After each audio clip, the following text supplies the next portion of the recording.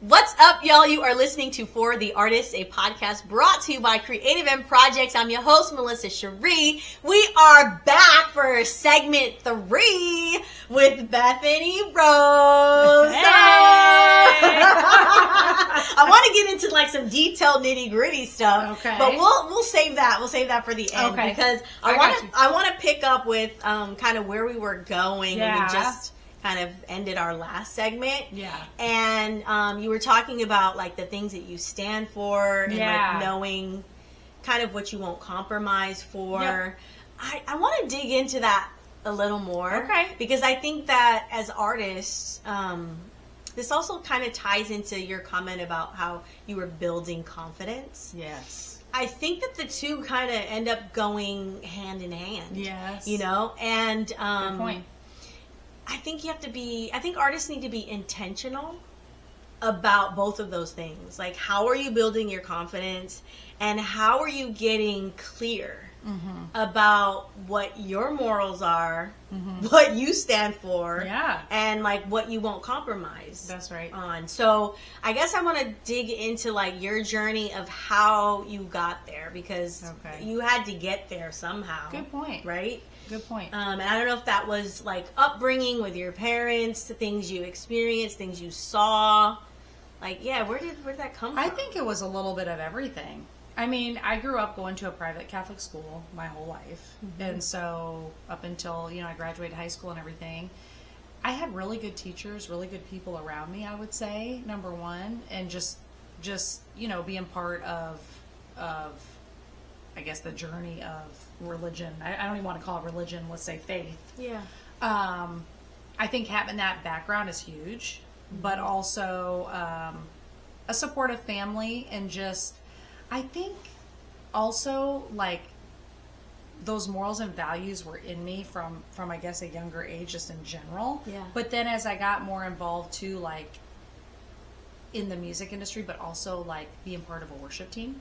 When I started going and leading worship and stuff, it's like I was able to really know like what my purpose was in music and in art, because you can create music and you can create art until you're blue in the face, but if you don't have a purpose like for why you're doing those things to bring in. So my purpose was always as a musician, like we talk, when we write music, we talk about all different types of topics: love, hurt. We're human, Right. But I look at like a lot of people I was a 14 or 15-year-old listening to everything, rap and all that. I think about that now. It's like I listen to music that's out now, and it's just like, I don't want to be somebody who's influencing a 14 and 15-year-old in stuff that's like not really what I would stand for. Yeah. You know what I'm saying? So that's why, like, I think I always, I don't know, maybe God just gave me that conviction from a young age, to be able to kind of navigate through this whole world of the music industry and just everything like that. But I think knowing that my purpose is to spread love and hope through the music that I create and the art I create, and to be like a voice to love people, kind of gives me that purpose to walk in, and that conviction to walk in. You know what I'm saying? Like, I don't want to be, I'm not perfect, and I mean, there's times, you sing about your heart being broken, and we're human. Just because we're Christian and we have a strong faith doesn't mean, but I draw the line. If I go into a session and I don't really agree with it, and I don't really want to have vulgarity or explicit lyrics and stuff like that, I tell everybody I go into co-write with, I'm not going to sing about this, I'm not going to sing about that. I'm just not. Yeah. Because that's not me, number one. And number two, if I have a 13 or 14-year-old, like one of my best friend's daughters is listening to my music. You know what I'm saying? I don't want to be there doing this and that. So I think I've just always had a conviction in my heart. And I think that conviction has allowed me to be strong. But then when I became a worship leader and became part of a community of other believers and stuff like that, and just growing in my faith, it just allowed me to understand that conviction more and allow me to grow in that conviction and be able to like have that be part of my purpose, Because I hate to see, you know, even when I came out here and I was in the girl group, I saw certain things. Even one of the girls that was in the group, I could just tell there was something she kind of didn't want to talk about, and I just then end up noticing like there was something going on with her and the manager, and it was just kind of, I saw that and I thought to myself, gosh, you know, maybe she felt like she needed to go down that path to have success, or maybe that was just her. Maybe she just didn't have the same conviction, or maybe she was presented a certain thing she couldn't turn down. But that's not me. I'd rather do it the hard way. And I mean, I have. Mm-hmm. I've gone the hard way. So you talk about hard. The hard way is trying to do everything. I don't want to say yourself, because I've had amazing people that have been like part of my journey. Mm-hmm. But I'm still like a one person. You know what I'm saying? I don't have like a big management team. I don't have a record label. So I still have to be the one that's kind of wearing 50 hats, if you will. Yeah.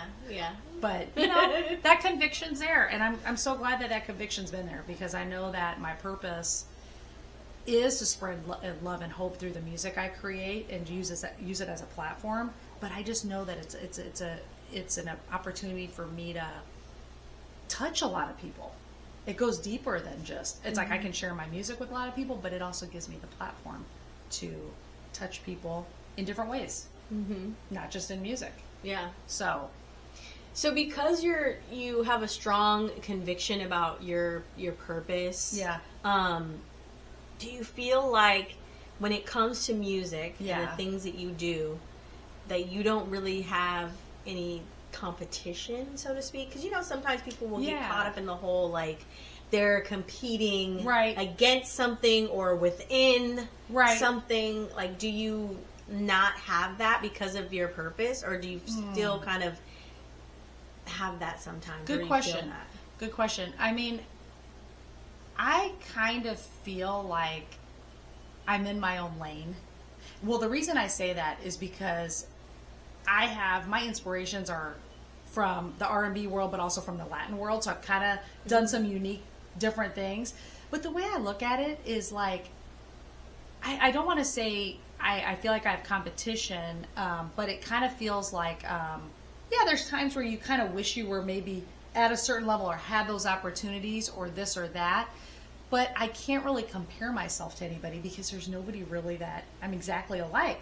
And I would tell that to the next person, like, you're so uniquely you. I remember this vocal contractor said this once. He goes, every singer in this room is an amazing singer. It's just like you're and you're all these beautiful colors in a coloring box. Everybody is a different shade. It doesn't mean you're better or less than. It just means you're your own unique person, and you're on your own journey. And so, there's times where you kind of, you know, just as a human and as an artist, you're like, dang, I really wish that I kind of was here or kind of there.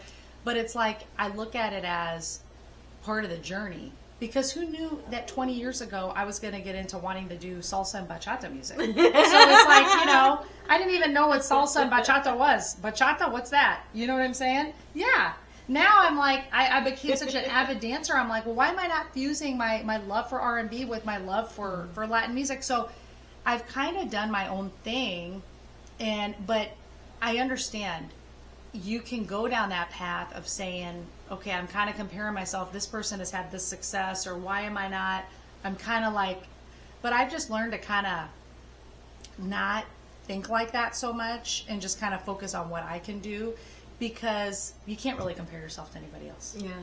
That's good. That's you know? good. Yeah. Mm-hmm. I'm in competition with myself, because I'm like, I got all these things I got to get done, and I'm like, oh my gosh, yes. There's so much to do. I can relate. Yes. It's like, ooh, I need about 10 assistants. That's a whole nother episode. Yes, it is. A whole nother one. Oh my gosh, I was literally just about to ask you something, and then I just left. No, I got it back. I got it back. Okay. I think, correct me if I'm wrong, I remember reading something about your world of music opened up to you with the Spanish. Yes, it or did. something to, like, tell me about that.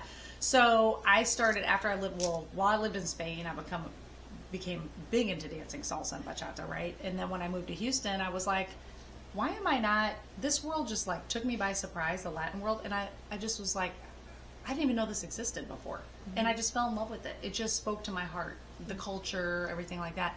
And so it opened up doors for me, because I've got an opportunity to sing with some very big Latin artists that, like, if I didn't know how to speak Spanish and I didn't have a love for that, culture, I wouldn't have been given that opportunity.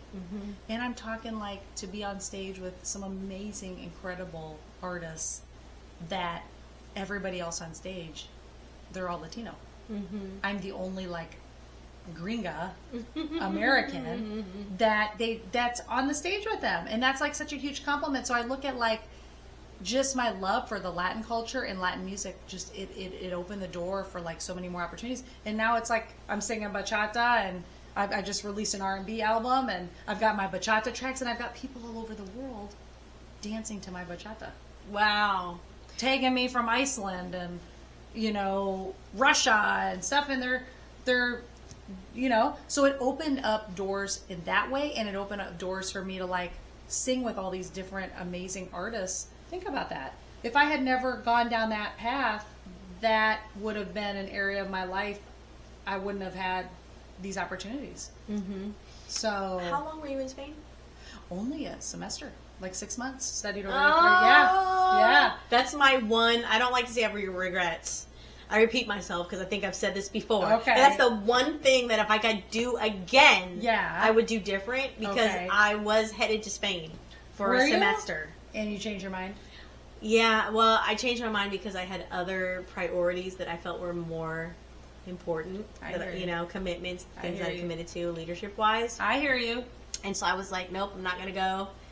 Well, the question is, have you gone since? No. You haven't been? No, I need to go. Girl, you need to book your trip. Hello, I'm not coming back, y'all. No. The food? Forget about it. I was just, so my husband's family is Guatemalan. No way. Just found this out. But anyway, we're meeting some for the first time recently. Okay. And literally, we're sitting around singing in Spanish. And, like, I studied Spanish. I wanted to be fluent like you. Well, I still am trying to achieve that, but thank you. But, I mean, I can read it and everything well, so I was able to sing along. That's and it was really awesome. cool. It is. It's beautiful. So I love hearing your story about that. It's changed my life. It changed my life. Do you have video of this? Of you singing, you being the only American? I do. I do. I mean, can we all see this? I have plenty of videos. Yeah, I just had a show a week and a half ago at the Toyota Center in Ontario. Oh my with gosh! With two of the artists I sang with. Yeah, both are legends, and I sing a duet with one of them, and so it's a complete honor.